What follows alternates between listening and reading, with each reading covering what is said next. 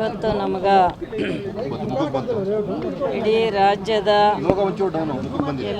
ಎಲ್ಲರಿಗೂ ಮಾಜಿ ಪ್ರಧಾನಮಂತ್ರಿಗಳು ಸನ್ಮಾನ್ಯ ದೇವೇಗೌಡರ ಧರ್ಮಪತ್ನಿ ಚೆನ್ನಮ್ಮನವರು ಇವತ್ತು ನಮ್ಮನ್ನ ಅಗಲ್ಯಾರ.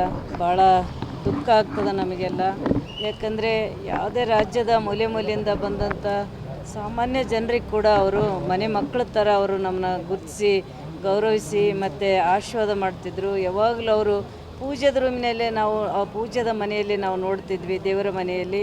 ಅಂಥ ಒಂದು ಮಹಾನ್ ವ್ಯಕ್ತಿ ಇವತ್ತೇನು ಆದರ್ಶ ದಂಪತಿಗಳು ಸನ್ಮಾನ್ಯ ದೇವೇಗೌಡರು ನಗಲಿದ್ದು ನಮಗೂ ಕೂಡ ಭಾಳ ನೋವಾಗ್ತದೆ. ಯಾಕಂದರೆ ಅಂಥವರು ಇರಬೇಕು. ಯಾಕಂದರೆ ತುಂಬ ಸಂಸಾರನ ನಡೆಸಿ ಇವತ್ತು ನಮ್ಮ ರಾಜ್ಯದ ಪ್ರತಿಯೊಬ್ಬ ಕಾರ್ಯಕರ್ತರಿಗೆ ಮತ್ತು ನಮ್ಮ ಸನ್ಮಾನ್ಯ ದೇವೇಗೌಡಪ್ಪಾಜಿಯವರಿಗೂ ಕುಮಾರಣ್ಣವರಿಗೆ ಒಂದು ಶಕ್ತಿಯಾಗಿದ್ದರು ಅವರು. ಅಂಥ ಒಂದು ತಾಯಿನ ನಾವು ಕಳ್ಕೊಂಡಿವಿ. ಇವತ್ತು ನಮ್ಮ ರಾಜ್ಯ ಬರಡಾಗ್ಯದ.